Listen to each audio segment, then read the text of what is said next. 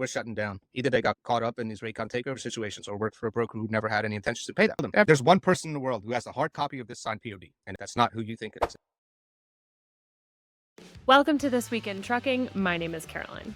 In Q2 of 2023, FreightWaves did a survey of carriers and brokers, and 85% of them said that they had been impacted by double brokering, with nearly 56% of businesses experiencing losses of up to $50,000 and 30% seeing losses of more than $50,000, some who reported losses of $500,000 or more. This is a huge problem in our industry, and double brokering is only part of the rampant fraud that happens in trucking. So I wanted to bring on someone who knows a lot about this and deals with this every day and helps Bobtail customers to avoid it. Donovan Reed, Red Team Manager at Bobtail. Thanks for joining us, Donovan. Hey, Caroline, thanks for having me. So tell me, what is double brokering, first of all? A person with a carrier MC will book a load with a known broker. They will then turn around and sell you the load in hopes that you make the delivery, but the payment goes to the scammer. They will find these loads on the load board, then they will turn around, post these loads on the load board, whether that being by hacking the broker's DAT load board or by having a brokerage MC just there for the sole purpose of double brokering freight. And that's why it's very important that we vet the brokers that come into Bobtail's system, because I know you rely on us to show you that, hey, yes, I can work with this broker. I will get paid. There's no funny business on the back end. So walk me through that process. First of all, someone gets a load somehow from a broker. Either they've hacked into their account or they've appeared to be a legitimate carrier to them. Maybe they are a legitimate carrier with the FMCSA. They book that load, and then they are illegally rebrokering that load to another carrier. The original broker doesn't know anything about it, and they're rebrokering this load and finding another carrier to deliver it. Once that carrier delivers it, though, doesn't it say that which carrier delivered the load? Like, how does that even happen that another carrier could deliver a load that's not theirs? Yeah, see, that's part of the issue here. This is shipper and receiver included, right? We all know that they're there for unloading and loading a truck. It's not their job to care too much about what goes on in the back end. Hey, you pull up there, you give them a pickup number. All right, cool. Go ahead, back in the door, whatever. You back in, you get loaded, you pull off. They give you the BOLs. And yeah, that's where you can learn as a carrier. Look at the information that you're provided. Look at the POD. A lot of the times it will have a different broker's information and or a different carrier's name on it. So as a carrier, you can look at that POD that you're provided and you can see, if I got this load from Bob's brokerage, why is it telling me it belongs to TQL? Or why is there a different delivering carrier listed on this POD? When that happens, that's where you just need to take a step back. Yep. So if I'm the carrier that actually delivered the load and I have the paperwork to prove it, if I don't know that it's a double brokered load, I'm just going to send on that paperwork to whoever I think is the broker, right? And then what happens? So they will turn around and they'll contact the real broker that they booked the freight with. Here, look, I delivered your load. Here's the signed POD. Right. And they're like, could you please quick pay me? That's the thing. They work with brokers that quick pay because they know a lot of carriers are forced to have factory billings. So that invoice cycle, once it gets approved by your factor, it's going to sit there for 25, 30 days. Sometimes they don't even look at the paperwork until 25, 30 days in. And that's when they realize, hey, Bobtail, this isn't our load. It might say Total Quality Logistics, or it might say C.H. Robinson. But if you look further into it, the contact information doesn't belong to C.H. Robinson. The email doesn't match the email domain. The phone number is not a phone number associated with the brokerage, the actual brokerage. When you see a load on the load board, you would feel like there's no way that this is fake or this could be fraudulent because of where you're finding it.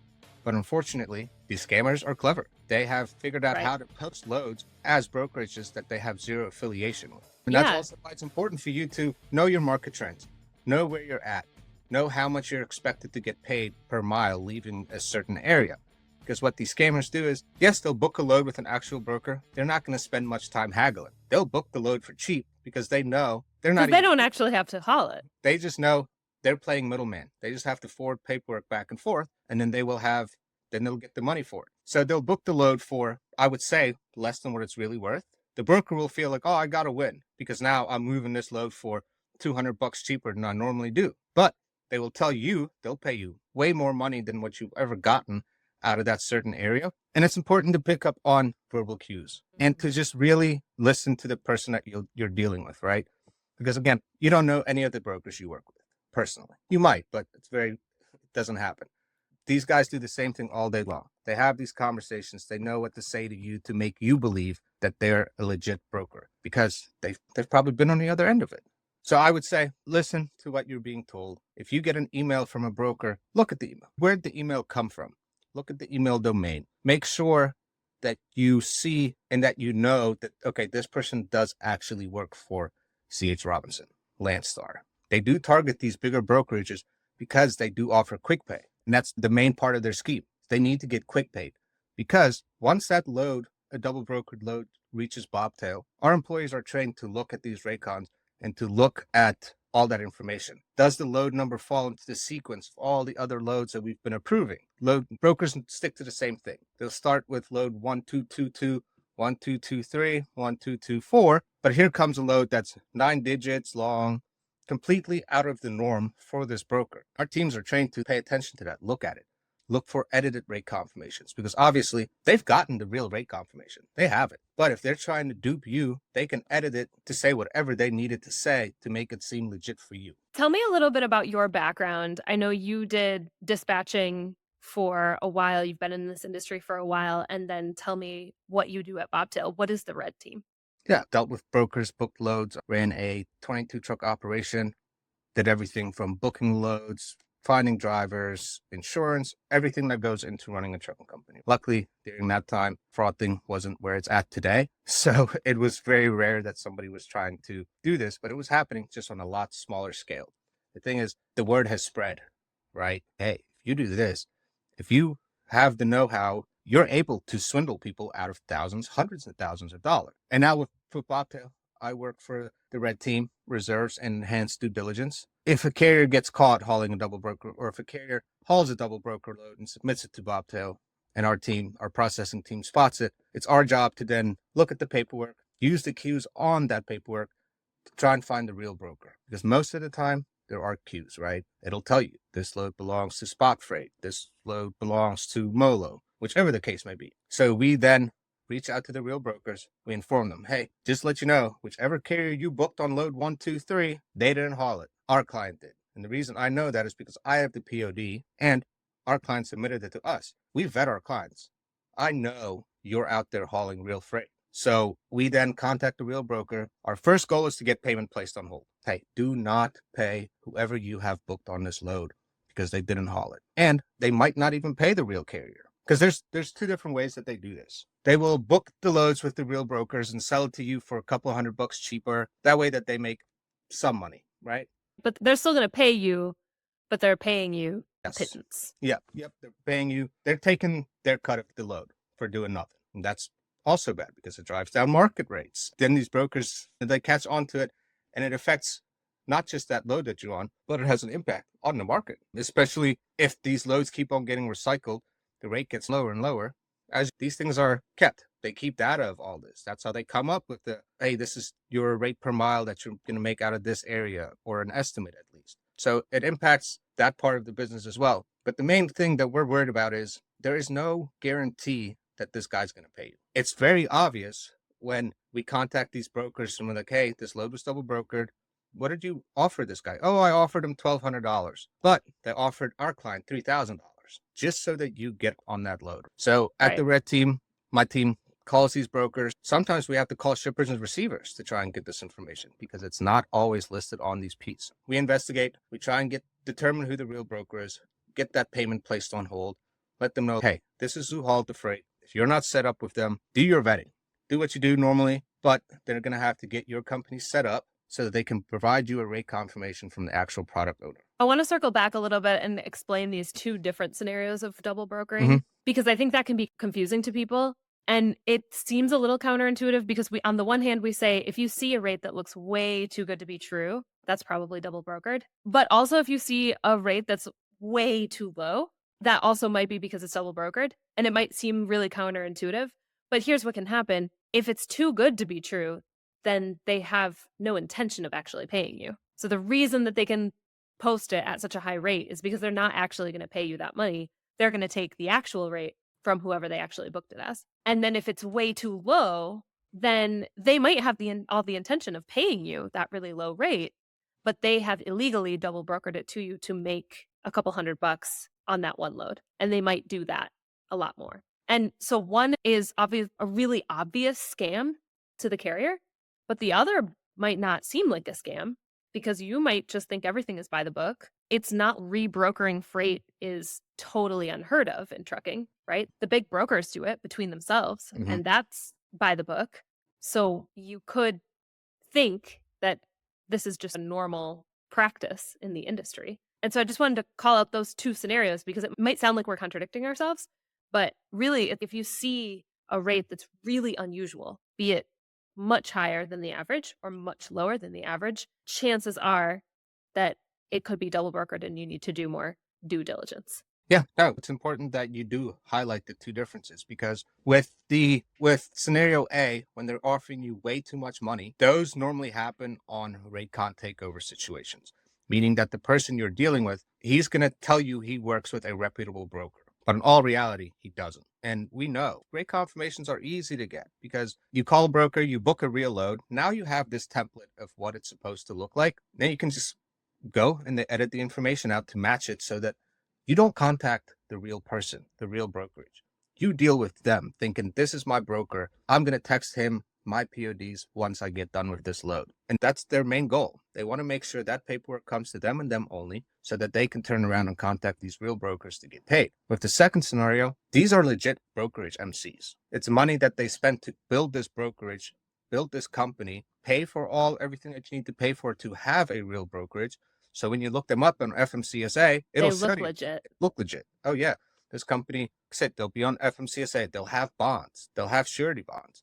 They might even have websites. So that it's a real entity. This is a real brokerage. You can find them. You can get information about them. But the thing that happens with those, they will do this. They'll make payments, especially if they slip through a factoring company.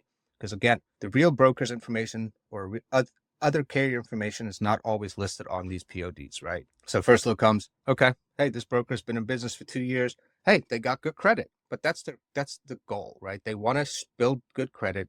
They want to look like they're a reputable company because we see this happen way too often. Yes, they've paid in the past, but hey, good luck getting paid on these next 2 months worth of freight because they know, hey, look at this bankroll that I can build by not sending out a single dollar. All the real brokers are paying them, even though they were supposed to pay you $200 less than what they made. They'll build this bankroll, and then all of a sudden you'll realize this surety bond is canceling. Then they make all these carriers fight over $75,000 by making us filing bond for them not paying the invoices. And then they just restart it again with a different brokerage MC. Because unfortunately, again, FMCSA, when they get paperwork for applications and stuff, these scammers get through because they're smart. They know what they need to be able to create a legit broker. So how could I even start to identify one of those situations? The one thing is that they're just pretending to be a broker that they're not. But in the other sense, they look like a legitimate broker. I can look them up on FMCSA. How would I know if they're double brokering a load to me? That's why it's important to look at the paperwork. Teach your drivers, because for a lot of people who will probably watch this, they don't deliver every single load. They have drivers who work for them. They have other trucks for them. But go over this with your drivers and be like, hey, once you pick up a load, just look at it because there will be hints on the paperwork. I would love to tell you. On the POD. They receive the POD. On the POD, you pull up to the shipper, you get loaded. They give you your product. They give you your paperwork. Have them look at it. Have them really look at it. Not just, oh, I got it, sit it down. I'll pull this out in 2 days when I make my delivery. Inspect it prior. You can even ask them, hey, send it to you. If you're their dispatcher or if you're the owner of a company, hey, send me that paperwork. Let me look at it. Or if you factor with Bobtail, you can be like, hey, Bobtail, does this look good? Is everything here? This is from the real broker. Do you guys work with this broker? That's why it's also important. Don't just book a load. Whoever you factor with, check to make sure that your factor does work with this brokerage, because that means there is some sort of history with the broker. That means credit has been checked. But like I told you earlier, they can still slip through. Yeah. So you still have to look. And what am I looking for on the paperwork? Like you say, look at the paperwork, but what specifically am I looking for? Look for the name of the delivering carrier. If it's somebody that's not your company, pause. Big pause. Because as we all know, PODs, BOLs, that's your money. That is literally like cash in your hands. So if it's telling you that different trucking company delivered this, picked this up and delivered it, or is going to deliver it because you just picked it up. Pause. Like, why would it say that when I know my company's picking up? And this is where it causes issues on the back end as well when filing bonds. The bond companies will be like, how do I know you hauled this when it's telling me? Right. You weren't totally even different listed on the POD. What evidence do you have? Correct. So look at the paperwork, look for hints on there. It's very seldom where one of these major brokerages will have a co-brokering agreement with a smaller company, right? Because they're going to have better luck finding trucks than the smaller brokerage because they have a way bigger network, right? So they're not going to outsource these smaller, Right. or not even small loads. They're not going to outsource loads to different brokerages when they know they're not going to make any money off it. They're just going to find it themselves. Teak Robinson makes more sense than TQL and Joe Right. Smith's ex. Yep. broker. Yeah. And that's part of the hints that you can look for and what our team's trained for, right? And also use FMCSA. Definitely if it's somebody you've never dealt with, pull up FMCSA. Type in that MC number, DOT number. Look at the phone number that is listed there. Call that number. Because if you call that number, you know you're going to be dealing with someone direct, right? And also look at authority date. You're not going to start a brand new brokerage today and have a massive list of customers, right? It just doesn't happen. You're not going to have authority for 3 months, but now all of a sudden you're moving, say, Nestle loads or mail loads or frozen produce from these big frozen from the produce companies. It just doesn't work like that, right? Those loads go to the established brokers. And if you find them on the load board, check authority date, see how long they've been in business for. Do a quick Google review because a lot of the times this catches on, right? These companies, they don't do this forever with one MC because they do get caught. Right. Their surety bond does cancel. And then the thing is they just start back over again. So unfortunately, this thing is not going to just go away. It's up to us and you as a carrier to catch on, to really look at the information that you're provided. Listen to who you're speaking with. These scammers, they'll get very pushy with you. I know regular brokers do as well, but they'll be on you. Hey, send me that paperwork. Send me that paperwork. Send me that paperwork. Hey, you there yet? Hey, you there yet? Because they're trying to claim that, hey, I'm currently on that load. I'm driving that load. So they need constant updates from you, right? That way they can relay it to the real broker. Okay, I'll be there in 5 minutes. Be there in 5 minutes. Like I said, I get it. Real brokers do this as well, but just listen. But it's all of these signs building up. Yep. Like, number one red flag, your carrier's name is not on the POD. Yep. That's a non-starter. It's got to be. Right. No, that's immediately where you stop. Immediately non-starter. So there are different signs when you're booking the load versus once you book a load and you're picking it up. Yep. So let's start with when you're picking up the load. You get the POD. Your carrier name should be on it. Your MC number should be on it. Yep. It should be a total non-starter if it's not. Correct. And also, if you're dealing with somebody and he tells you, hey, man, when you go check in there, tell him you're with this trucking company because they do that. And for people who are new, they might not know. That's completely inappropriate and sketchy. Yep. Because that's the thing. Again, right? They want to make it seem that they're the ones moving this freight. So if you pull up to a shipper and you give him an MC number that's not on your truck, that's weird because you're basically telling them, hey, somebody else is moving this freight. Even though you're the one who's actually out there driving, spending your fuel money, you're basically telling them, hey, this company's pulling up here. That's why these brokers are also, they're starting to really put the hammer down on this because there is in massive danger. A new thing that's going around now is you'll be booking a load with a Raycon Takeover situation broker. They'll send you to the shipper to go get loaded. You'll go get loaded, but instead of him sending you to the actual delivery address, he will send you to a random warehouse. And he tells you, hey man, go ahead, unload it there, you're done. Now, that product never makes it to where it's supposed to go, but guess who's on camera at the shipper picking up this freight? Wow. Okay, so that even goes beyond double brokering, right? Now we're just talking about freight theft. Yeah. And somebody being tricked into being implicated in it. And that's why they do the Raycon Takeover situations. I would love to say that this is something that happens every once in a while, but it's getting more and more rampant. Because, hey, you can make $900 from the broker by sending a different carrier to go deliver this. But if that's a valuable load and you have friends who's also out there committing scams, they send you to a private warehouse that they know, and then you're going to be implicated. You're like, hey, you picked up this load. Why did you take it there? Like, hey, sorry, look, here's my rate confirmation. But then you look more details into the rate confirmation, random phone number, random Gmail, Yahoo. What we're seeing pop up a lot now is emails like at loadconfirmation at loaddocs.com. So they're going through the effort to get domains, but obviously they can't make a at Landstar domain. So they're trying to look more and more official by having domains at, not at Gmail, not at Yahoo, not at Outlook, not at the free domains that anybody can just go ahead and make an email. And it's constant. We deal with many double brokered loads daily. And it could be Raycon Takeover or newer brokerages. Our client hauls a load for a new broker. Hey, can we factor them? The load gets submitted. We review it before adding them into our system. Obviously, we check credit. We do this, we do that. Thing is, even if we can't work with the broker due to authority date or bad credit, we still want to help you if you hauled a bad load. And complaints need to get filed against these entities if they're legit brokerages, right? Or quote unquote legit. You have brokerage authority, because they're gonna continue to do this until that MC is driven into the ground and the surety bond cancels. So it's important that as you're on these load boards, right, really pay attention to who you're dealing with. If something sounds off, it probably is. So we talked about as you're delivering a load or as you're picking up a load when you're already in it, which hopefully it's not going to be too late by that point, because at least, yeah, maybe you've gotten to the place where you're going to pick it up, but now you can look at the POD, you can see if anything is fishy on there. Once you're going to go and deliver it, maybe you get some weird, sketchy instruction at the last minute to drop it off at a different location. At that point, I would say pull into a rest area, try to figure this out, call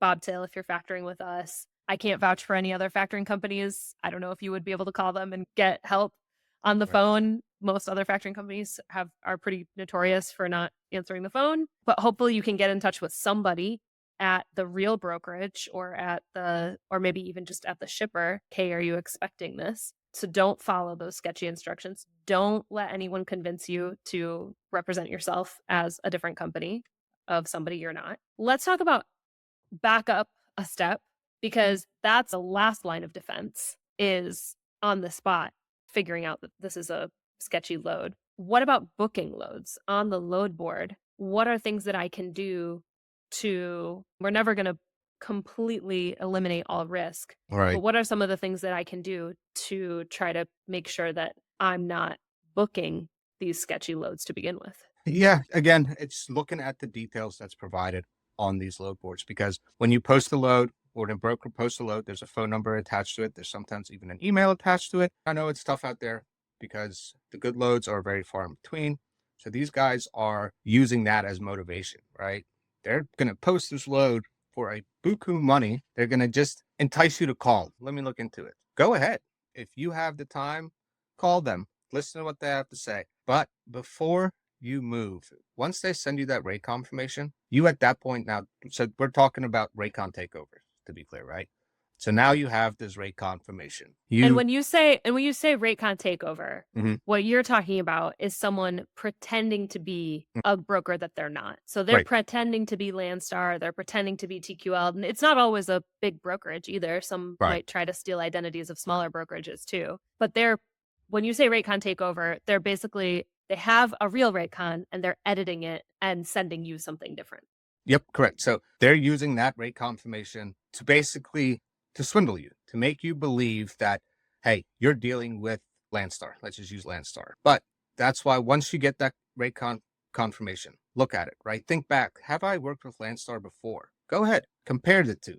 Look to see, especially if that rate confirmation came from a random email. By random email, I mean anything besides the brokers at Landstar, right? Compare that information to what you have. Easiest thing to do is also Google the broker. Call the main number that you see for that company. Call that number. Be like, hey, I'm calling about this load. Is this valid? They'll be able to tell you, that's not a load number of ours. Double check that. Oh, give me that load number again. It's not going to match. Or what they do is they will use legit load numbers from these brokers, but it'll be a load that delivered 2 years ago. So once you get that rate confirmation, look at where it came from. Look at who sent you that information. That's the most important thing, right? You're not going to get caught in a Raycon takeover situation if you can vet that email came from a legit rep at this brokerage. That's the first thing, because they can't hide that. They're not able to send you an email from a broker that they don't work with. Right. So go on the real broker's website, Mhm. go on Safer, find the registered phone number and email for that brokerage. If it's not coming from the same domain, if the email you got with that rate con isn't coming from the same domain that is registered with the FMCSA, big red flag. If Yes. you're getting calls, texts, WhatsApp messages from a number that's not a number listed on there. Now, granted, if it's a big brokerage, they might have multiple phone numbers, Mhm. right? And they might not all be listed on the website or all be listed on the FMCSA's website. But if they don't match any of the numbers that are listed, you can go and call the official number that you see online and just vet the information. Yes, that's correct. Because, these bigger brokers who get targeted by this, they have 24-hour dispatch, right? They have people who's waiting for check calls all day, all night.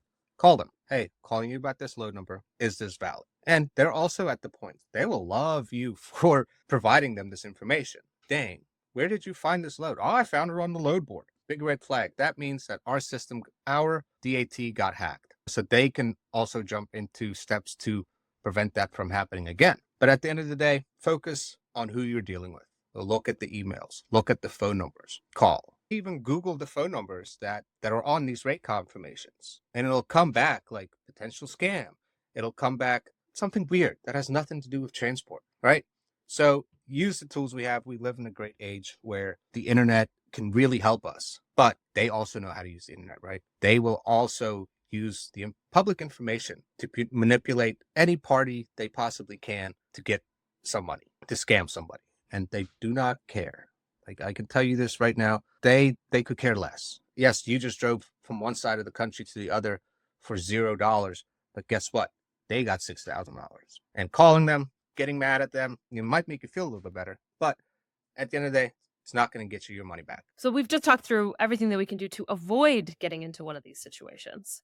Worst case scenario, I do everything possible that I can, or I just have a really low bandwidth day and I don't do any of the things that we've just talked about. And now I've delivered the load. What happens next? How might I find out that it was actually double brokered? If you don't have a factoring company, you're more than likely going to go and try and get quick pay yourself, right? So you will ask the scammer that you're dealing with, hey, okay, I just delivered your load. Go ahead and quick pay me. They will string you along for days and days. They'll ask you to send banking information. They'll ask you to send voided checks, but the money just won't show up. That's one thing they do. When it comes to having a factoring company, they obviously, you just hauled this load. You're going to do what you do with all your other loads. Okay, I'm done. Got my POD signed. Go ahead, let's get it uploaded. If you use Bobtail, you should check out our loads by Bobtail on how to submit your Raycons easily and get paperwork from drivers. I'm sure that's on another video that Caroline can link you to. But as you submit that load to Bobtail, it'll come into our queue. We will then handle it like every other load. We will do what we do to vet this paperwork, right? We will do what we can to confirm the validity of this load. And if we catch that there are issues, we will inform you right away. Hey, this load that you hauled is a Raycon takeover situation. The person that you're dealing with does not work for the brokerage they claim to work with. Have you sent them paperwork? Yes, Donovan, I've already sent them paperwork. Okay, oh crap. Let me hang up this phone. I need to go ahead and use the cues on this POD to try and figure out who the real broker is. Sometimes it's easy. Because it'll be On just it. right on there. It'll be right on there. So it's quick. Call them. Hey, you guys had a load that moved from this location to this location. Sometimes the load number is even on there, right? You give that load number to the broker and you say, I have this carrier listed. I then at that point tell them, okay, I can tell you without any doubt, 100% certainty that they did not deliver that load. Okay, the broker will tell you then, okay, they will try and gather their information. But first goal is please do not pay whoever you have listed as the carrier. Just pause. Yep. Put a pause Yep. on it. Do not pay anybody. I tell them, go ahead. You can investigate this all you want. I know you're going to come to the same conclusion that I did. Because if you call your customer, they're going to tell you who pulled up there. And it's not who you think it is. And there's going to be security footage of what truck pulled up. Yep. And like I always tell them, there's one person in the world who has the hard copy of this signed POD. And again, that's not who you think it is. It's the person that I'm telling you it is. But really, at that point, we don't want you to get to that point. No, absolutely. Right. But there's a lot of ifs here, right? If you sent us the paperwork immediately, that's a big one. If you waited a couple days and it was double brokered and you didn't know it and we didn't see it. there's not anything that any factoring company would be able to do at that point. Yeah, correct. Because, Right. yeah, no, these guys, they're relying on you to deliver that load and send them the proof that load delivered immediately. Once you send them that paperwork, they're not waiting a single second. They're immediately turning around, calling the real broker, telling them, hey, I just forwarded you the paperwork. Please go ahead and pay me. They'll check it out really quickly and they'll make the quick pay. Now, when it's too late, you submitted today or you submitted your load 6 hours later or the next day. Now we Right. see it. We reach the broker. Again, that's the first thing we ask. Have you paid them yet? Yeah, sorry, Donovan. We've paid the broker. We've paid the carrier who booked this. Then we have to turn around and call our carrier and be like, hey, I'm sorry, but the person you dealt with was a scammer. We spoke about this. We informed you that there's a possibility that you hauled a double brokered load or a recon takeover load. Same thing. But then at that point, we have to let you know, sorry, you're not going to get paid. A lot of carriers say, oh, I'm going to call the real broker. I'm going to call the real broker. You can call them. They don't have obligations to double pay freight. They'll pay that load one time and that's it. They're not going to be like, oh, I feel sorry that you got caught up in this situation. I'll send you payment as well. Unfortunately, that doesn't happen. They're not going to pay twice for the same load. And this is why it's also important to look at paper, even if it's not Raycon Takeover, when we're talking about these newer brokerages with the new authority, because at the end of the day, they're promising you X amount of money. They're getting paid more for it, right? Just for sitting there and being the middleman for this. They don't deserve that. You deserve every single dollar that broker is paying out for that freight because you're the one who's paying for fuel. You're not getting a fuel discount. Time doesn't move a little bit slower because you're hauling this load. No, you're still doing your day to day and you deserve to get paid the full amount of that freight. And if the broker who's double brokering this freight with a legit MC, yeah, you got the load. But the thing is, you are just as likely to be able to find a load from that same broker they got it from than they are. Because again, they're using a registered carrier MC to even get this freight in the beginning. And that's why we keep mentioning, look at the paperwork, because that paperwork will say, hey, this is the carrier you booked, or that the shipper is expecting to pull up there. That carrier's name will be listed there. So don't scratch it out and put your name. Don't try and cover it up because that just creates more issues, right? Hey, why is this covered up? Why? Because these brokers, the legit ones, they're scared because their freight's getting stolen. Like, full loads just disappearing off the face of the earth. And then you're going to be implicated because you're the one who pulled up there and delivered it. Pulled up there, picked it up, and then took it to wherever you were instructed to. Even if you don't get some sketchy instruction of where to leave it, if they find out that a different carrier picked up the load, they don't know what's going on. Now you look like, yep. This is I know this is something that we've been talking about for a couple of years. We actually have a couple of events that we did around double brokering and what to do if you get caught up in a situation like this. Number one line of defense is prevention. Just prevent it from happening altogether. Where we keep going through the cycle, in the worst case scenario, they've already paid the scammer and everything. Is there any recourse for the carrier after that? Okay, the broker's not going to pay you. Is it possible to get it from the shipper? Is there a possibility to file on the bond that broker has and make your case? What kind of options do I have? Yeah, so when it comes to Raycon Takeover, where it's just a scam from the beginning, you didn't get the load from an actual brokerage, this is a person pretending to work for them, you can try and go after the shipper. These shippers, unfortunately, they're there to move product, right? You can try and escalate it, you can let them know. The thing is, once it gets to that point and that shipper is now involved, now the broker that they actually gave this to, think about the light that shines on them. Hey man, you told me this guy was pulling up here. He didn't. Now somebody else is coming to me for payment. So they don't necessarily like to have that conversations with clients, carriers, factoring companies. We do use Baxter and Bailey to go after shippers in this case, because they at least have some power behind them.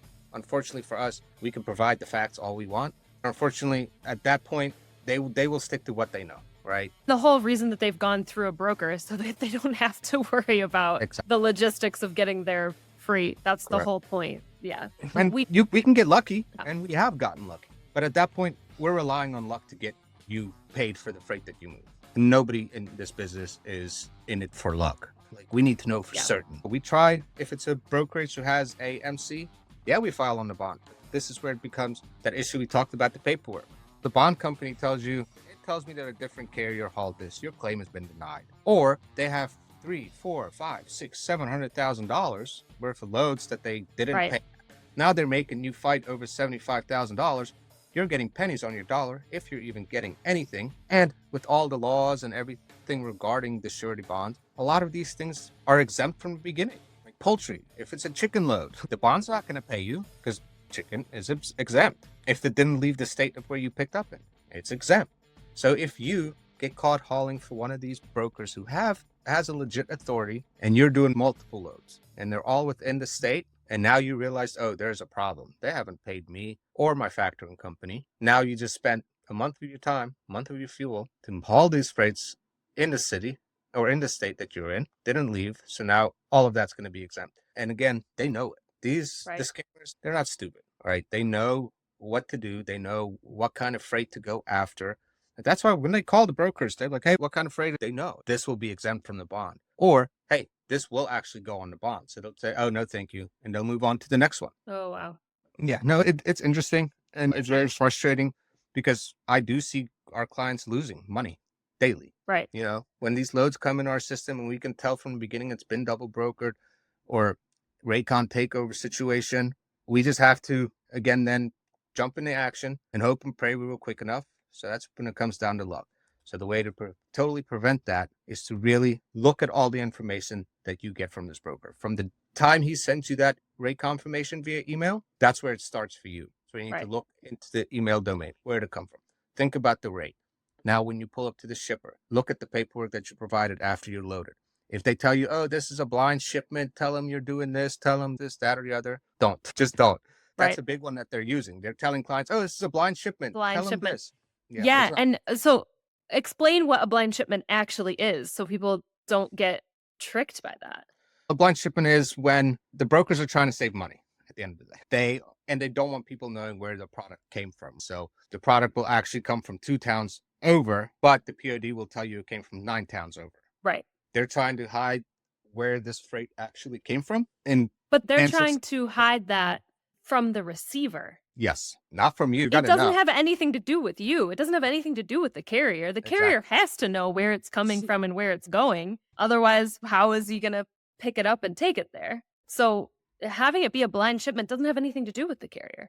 Nope. It's turned into this buzzword that people will use to trick somebody into, oh, okay, yeah, that makes sense.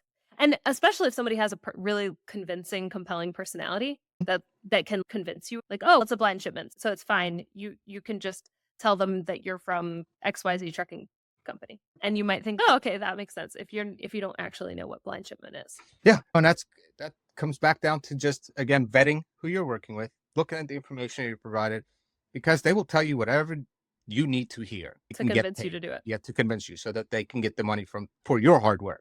They'll tell you, oh, check in as this carrier, give them this pickup number, but never, ever claim to be a carrier that you are not, because that is only going to end bad for you. Hopefully not, but again, that's where we come down to luck, right? It's going to be luck if we can get you fully compensated. And again, right, with the legit brokerages or the Raycon takeover situations, you might get caught on this load. We might be able to stop it, but you were anticipating making $3,000, say, for this load. But now 2 days later, we figured it out. Okay, broker put payment on hold. Here's $1,100 that we offered the first carrier, because they have no obligation to pay you what you and this third-party scammer agreed upon. They will pay you only what they agreed to pay the booking carrier. And again, we spoke earlier and we said they're not out there really haggling too much. They will take what they can get, because if they don't have any intention of paying you in the first place, they'll tell you whatever rate you want to hear. Yep. And they'll take whatever they can from the broker. They're not going to do anything to make that broker not load, quote unquote, their truck. All right. Let's talk about a couple of other scams that we've seen crop up recently. Double brokering is a huge one. Raycon takeovers is a huge one. Freight theft, we've talked about. But something that I know started to happen and started to gain more traction last year, it was probably always happening, but started to gain a lot more traction last year, was selling your MC number to somebody. So people will get offers by email or phone call and say, hey, I saw you have XYZ trucking business. Looks like you guys have been in business for a couple of years. Looks like you're doing pretty well. I saw a picture of your trucks on LinkedIn or whatever. And we'd love to be able to book some loads using your MC. Hey, we'll give you $10,000 just to use your MC to book some freight. Donovan, tell me what is wrong with this picture. Everything. So, like you said, you will get random calls out of middle of nowhere. Hey, I noticed that you have this MC, and then they'll offer you straight up cash. they'll offer you a bunch of money, right? So it's going to sound good.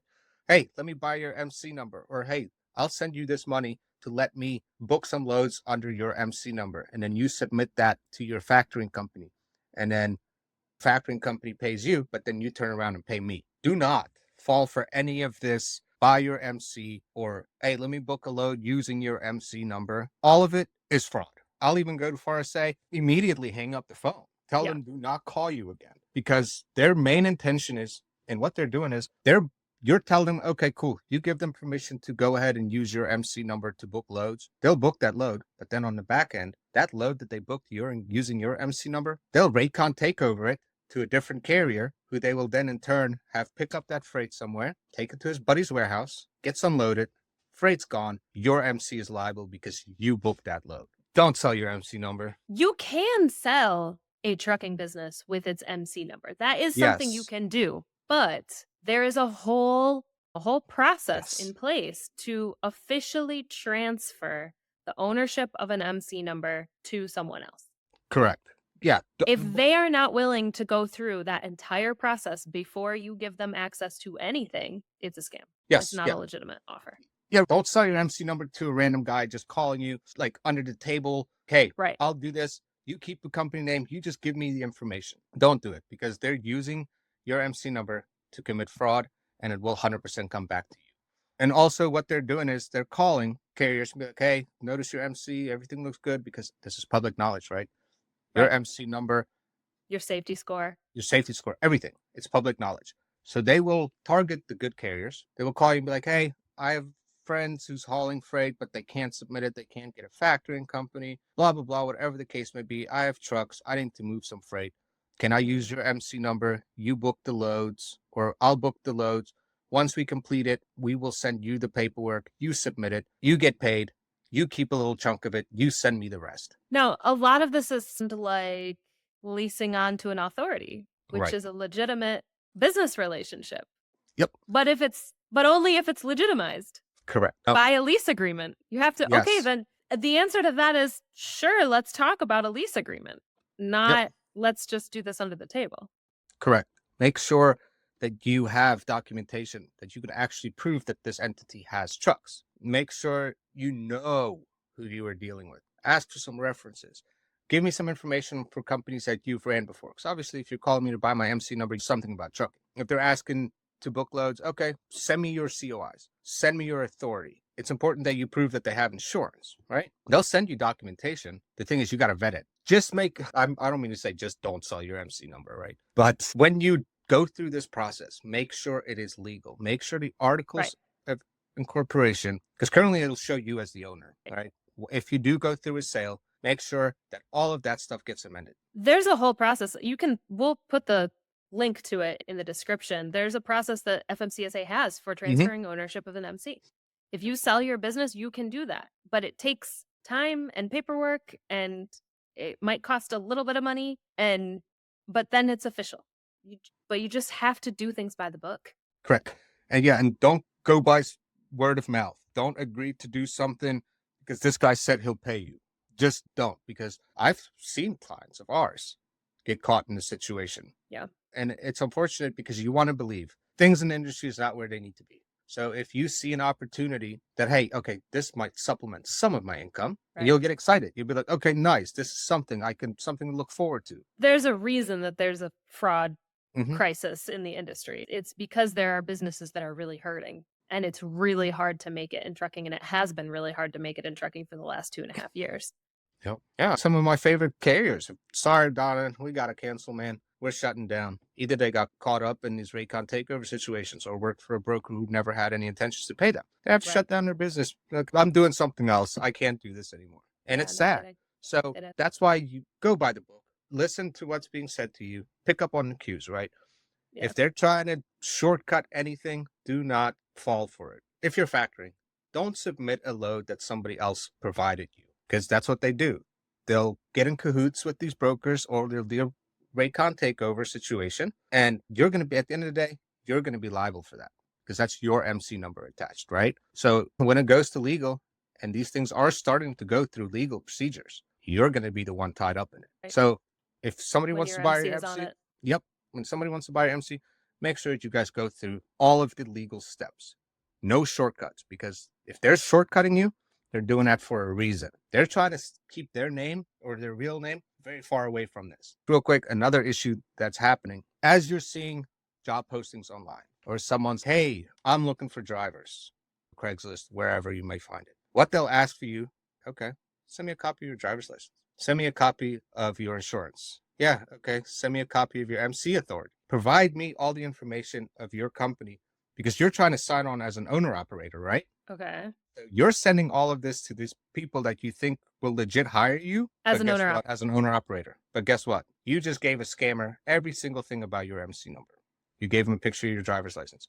You gave them Right. MC authority. You gave them everything about your entity, and now they can do Right. whatever they want with it. Yeah. And I'm thinking if someone does actually want to engage you in a lease agreement Mhm. with their business, you don't need to send them an MC authority. You're going to be leasing onto their authority. So they don't have any reason to ask you for your business's information, first of all. Maybe driver's license, but you're first going to look at a lease agreement. And before that, you're probably going to talk to some people who are leased onto this carrier so that you can vet them and Correct. and hopefully you're going to meet them in person at some Correct. point before you sign anything or give away anything. That's really tough. It's so sneaky. And it's not Mhm. just with other carriers. There are all kinds of dispatchers out there that might Yes. do this too. That's potentially even more dangerous because in a dispatcher situation, they are going to ask you for all that information. They are going to ask you for your load board Login. access. They are going to ask you for your factoring account login, which you should never share with anyone. Yes. But it happens. It does. Happens because you're busy, because you do everything for your business. It's totally understandable, but it just should never happen. That to your point on dispatchers, right? Okay, if you're looking for a dispatcher, your dispatcher's going to need everything about your business, Right. right? So how do you sign on with you? Hey, I found this load on the load board, but you're not signed up yet with this broker. I need all this information, and you're going to send it. So at the end of the day, on all of these things, it all comes down to the same thing. Who are you dealing with? Do you really trust this person? Is this a person that you know for a fact is in this business on good terms? Dispatch, broker, selling your MC. From all of those angles, you need to know who you're working with, right? I know it's hard. Believe me, Yeah. dispatch, finding good dispatch is difficult. So you will take the opportunity. You will take that chance. Like, hey, I can get you great loads. You can pay me X amount of dollars. Tempting. Yeah, sure. It So sounds tempting. good, right? It sounds good. But you got to make sure that you know this dispatcher. Make sure that if you're sending any valuable information, that you know that this is going to a person that's going to use it for your purpose and your purpose only, not all of the list of things that we just went over. I'm sure we could do this for 3 hours long and keep coming up with, We you know, could. oh, We've this been talking happens, for oh, over this an hour happens. and then we Right. still, there are so many types of scams. Thank you so much, Donovan. We're going to wrap it thank you. up and I'll hit you back up to have another conversation about what to do if a broker doesn't pay, because I know that's Sounds a good. huge one. But I'm glad that we got all of this out in the open, all of these different scams. Be really careful out there. Nothing is worth more than your business's reputation, and nothing is worth more than your peace of mind and your livelihood and your well-being. So be careful out there. Know that if you're factoring with us, we have your back. If you're doing everything by the book, we're going to do everything that we can to Yep. make sure that you get paid and that we at least help you as much as we possibly can to help you get what you deserve from the work that you do. If you don't factor with us, information in the description about how to contact us. And if you have questions for Donovan, please leave them in the comments. We would love to get questions from you. And in the next time that we have Donovan on the show, ask him those questions, get those answers. Also, email hello@bobtail.com with any questions, concerns, comments that you have about the show. We hope you like this video and that you subscribe to the channel so you never miss out on another episode. Thanks for having me, Caroline. Thanks, Donovan.